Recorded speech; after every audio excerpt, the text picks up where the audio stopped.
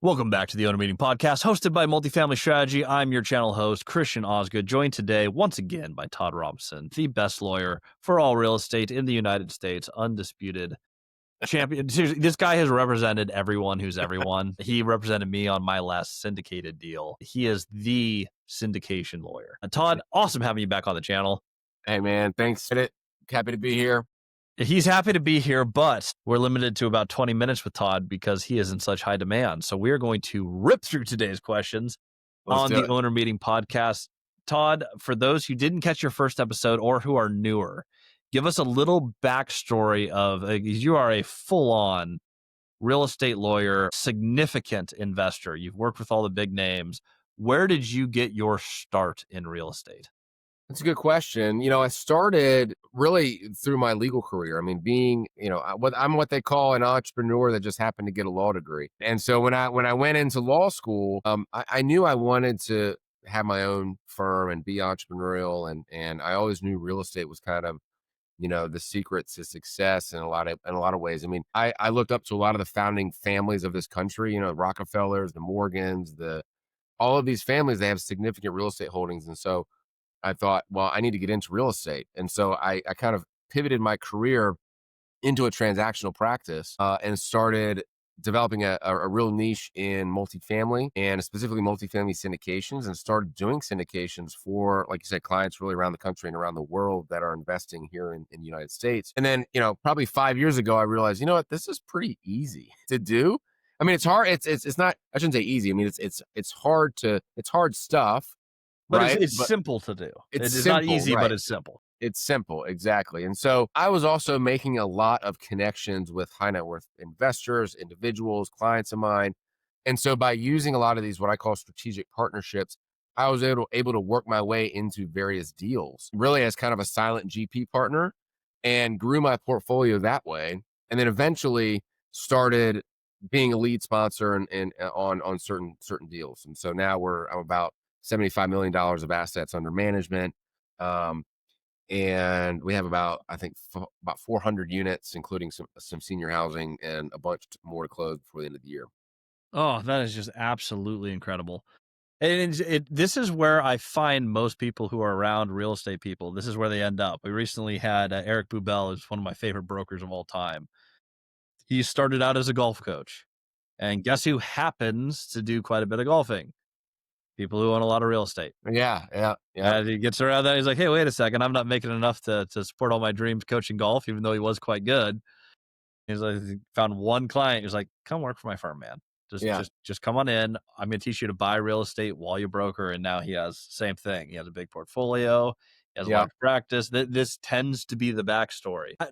How did you get, what was your start getting into law? Because if you found real estate after you were a lawyer, right? So that's right. Yeah. So that's another role? interesting story. And I do, I am the managing partner of my own firm here in Atlanta, Georgia. We've got about 25 staff members that work with us and for us. I've got 6 or 7 law partners, and then we have a whole title team. So I'm still running a full-fledged, full-service law firm as well, and having the real estate, it's not really on the side anymore. It's kind of more front and center, but it's taking up a lot of my time as well, which is a good thing. Interesting backstory. My undergrad degree is actually in social work, and it's really a 180 from where I thought I would be in life. So my dad is a psychologist, retired. My mom has her PhD in social work. She was a social work professor. And so for the longest time, I was going to go be a therapist, honestly, and I was going to go into neuropsychology and do testing and things like that. And like my dad actually had his own practice. And so and looking back on it, I think now, because he was an entrepreneur, even though I didn't see him that way as a kid, it really kind of sparked like, hey, if he can do it, I can do it too. Right. Mm-hmm. But so when I got into law school, I have no lawyers in my family, no one that I could really talk to or rely on. I just knew I needed to go to grad school, and I wasn't going to go to 4 years to get a PhD because I was getting up there in age. It was 5 years in between undergrad and law school. So when I went into law school, I don't really know what I thought I was going to be some hotshot trial lawyer. I thought I was going to be out there trying cases, telling stories in front of juries and whatnot. And then when I got in and started doing litigation, I was like, man, all we're doing is fighting over money, and it's very stressful because there's, there's so many deadlines, and it's a gotcha game, right? It's like, it's like, oh, you missed this deadline, you're screwed. I'm going to file this, right? So I was like, I want something a little more, exciting than not and less stressful. So then I kind of my first transactional client was actually a bank, and I went to lunch with the bank. I actually, hustled them to a lunch. They didn't know me from anybody, and I was trying to get their litigation work at the time. I wanted to represent the bank in litigation, like suit on promissory note stuff. And they were like, "Well, do you know how to close commercial loans?" I never closed anything a day in my life. And I was like, "Oh yeah, sure. Yeah. I was like, we know how to do it. We can do it." I was at like a 200 person law firm at the time, right? Yeah. So using the royal we, I was able to bring them in as a client, learn the ropes from older lawyers and older partners at the firm at the time, and then developed kind of the transactional practice that way. But it was a 180 from social work to law school for sure. See, that's interesting. And social work, obviously, that type of work is a very fulfilling. Like, hey, you get to do a lot of good for a lot of people. I got this question recently in my mentorship, and I used a couple of examples from my career. But the question that they asked me is like, hey, can you do good for people and make money at the same time? And they had a really hard time wrapping their head around that. In your experience, you had a degree that was very much like, hey, going from, hey, I think I want to be a therapist to you're a very significant landlord. 400 units is not small. You're a lawyer. People have mixed opinions on lawyers. How do you balance the two? And what is your answer to, can you be a good person and do good while also making a boatload of money? I've seen a picture of For the house that sure. you moved from. You make some money. Yeah. Yeah. Well, yeah, the answer is yes, and I found a couple of ways to do that. One, in multifamily, I actually have a client that does this. He does affordable housing specifically, and he's got some nonprofit ministry type thing that he basically attaches to every multifamily deal he buys. So he buys the affordable housing, he keeps it affordable on purpose because he wants to give back to the community, but then he also has some ministry type component to his acquisition strategy. So that's one way. And the second way is we also bought an assisted living portfolio recently, and it's actually two personal care home assets where we provide really end of life care to elderly residents, rich elderly residents, I should say, because they're paying $12 to $14,000 a month to stay here. Right? These are just residential houses. I mean, a lot of they're transformed into having the personal care home requirements, but it's $144,000 a month in top line revenue for both of these properties. But so we're making a ton of money there, but I get so much joy and satisfaction out of going to visit these properties, and I'm Mm. developing personal relationships with all the elderly patients there, and it's been really fulfilling. We closed that earlier this summer, but it's been really great. That that is the type of stuff that I think people need to hear more about. Like, there's so many different ways that you can do affordable. You can tie it to other objectives, or like elderly care. I have a 55 up community. It's not assisted living. Right. So we But certainly still, are, it's they're yeah, not, it's not $12,000 a month, but it's part of the LIHTC program. So we have mandatory subsidized rents. It's affordable housing.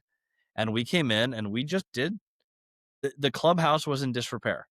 You had this beautiful campus, great units, but some of the little details weren't done. And they had a horrible on-site manager. We looked at some of the write-ups that they had, just like nasty, nasty person in there. yeah, We yeah. came in and we just made it a better place, a cleaner place. We're reopening the Bible studies and bingo nights and the clubhouse. Right. It's the little stuff. You can go a long way. We're charging exactly $0 more in rent Yeah. because we're I capped on think what we're allowed to charge. Yeah, the goal is do not be a slumlord, right? I mean, Yes. if you're not a slumlord and you care about your residents, like when we bought our 59 unit deal here in Milledgeville, we have spent 4 months just responding to maintenance requests and doing things that the prior landlords just wouldn't do, like tenant maintenance requirements that again the prior management and ownership were not responding to, and so tenants are not coming to us and being like, oh man, these guys care about us, right? They care that I've got mold in my bathroom that needs to be fixed, right? They care that I've got rats in my ceiling, like so when you're doing that, you do get a sense of satisfaction and joy out of being a landlord. and providing and housing is an essential need, right? So you do have to balance that, you know, yes, we're in it to make money, but also we're also in it to not be a slumlord. If you can see that intrinsic value, it just makes it more worthwhile. Yeah. And I've bought several properties from some lords to turn them around. There is a huge difference between affordable housing and slummy housing. In fact, you will 100%. make a lot more money if you can make your place the same price point, but just nicer than your neighbors. It's not about decking it out and creating this crazy fancy place to live. If the flooring's nicer, the windows are newer, the ACs are up to date, the kitchen countertops are nicer than your neighbors, affordable housing can be very nice, and you'll keep your Oh yeah. all of your units full if you just outcompete your competition at the same Yeah. price point. Yeah. That's the name of 100%. the game. What's the least amount of reno we can do to create a nice, clean, safe place that's better than our competition at the same price? Yep. Yep. Couldn't agree more. You had a video recently on your YouTube of walking into your office, and I loved this. As an entrepreneur, this was like the I'm like, "This is the dream." You Yeah. come in, and it's your name and your partner's name on the thing. You're walking in. How did you get that piece of footage? Because that was just like a perfect POV of, "I've Yeah. made it as an entrepreneur." I loved that video. How did you film that? Well, through I just bought these Meta glasses, right? So these Ray-Ban partnered with Meta to create these Meta glasses, and I just had the idea of, hey, I'm gonna walk into the office and just sort of look around, show people the video. I mean, it is true POV footage, right? My point of view, and say hi to my receptionist, and walk up and down the hallway. And the whole point of that was, yeah, my name's on the door, but I didn't start out that way, right? I mean, I started my firm in 2018 with a laptop in my basement, Mhm. and I was actually fired from my prior law firm because I was targeted as like a rogue associate because I was out here trying to build my own business at the same time trying to serve my partners, right? Yeah. And when I didn't, when I messed a couple of things up because I prioritized my own clients over my partner's clients, um, they fired me. They were like, we just want people here that want to do our work, not your own work. Mhm. And so even now as a partner and in charge of associates, I really have to strike a balance of like, yeah, we want you to build your own business. So like we do, because I'm very much a believer in, a rising tide lifts all boats, right? So I if agree. everyone is doing well and being successful, then everyone will share and profit. But at the same time, you got to do my work first, right? So because I'm the partner. But yeah, so that was kind of cool. I wanted to kind of tell the story of like, hey, this is where I'm at. But look, I didn't start out this. What does it feel like today to walk in? I know it's not everything having your name on the door. Ego aside, how does it feel being like, "Hey, I didn't come from this," and I walk into the office and actually having that moment? Yeah, What is that? Does that actually feel as good as it looks when you walk into the office? You're like, you know "I did it. That is my name on the door, and I worked hard to get it there." exactly, and it does. And I didn't. I mean, like I said, my parents were very middle class people, right? I mean, Mm. from my mom's from like the mountains of North Carolina, my dad's from Philadelphia. Like, yeah, they're well educated, but they're very middle class. And to work hard and kind of see what you've accomplished, it's very satisfying and fulfilling. At the same time, it's a lot of overhead. So it's that's the other struggle that entrepreneurs really have and owners is like, yeah, you need to build your company, but my payroll is like, 300 grand a month in what we need to pay for everybody, right? And Yeah. luckily, but I was strategic. Like I have built partners around me that also have their own clients and also were bringing in revenue. So it's not all on my shoulders. And that was part of the strategy of like, I can't do all this myself. I have to bring other people in. And I mean, you know the saying, if you want to go far, what is it? If you want to go fast, go alone. If you want to go far, go together. Right. So that's I think that's true in legal practices or any type of business that you want to develop. You did one thing that I've seen a lot of very successful investors do. In my business, I have the property management company, I have the education company, I have the acquisition company. Like I've stacked multiple businesses that have different schedules of income streams.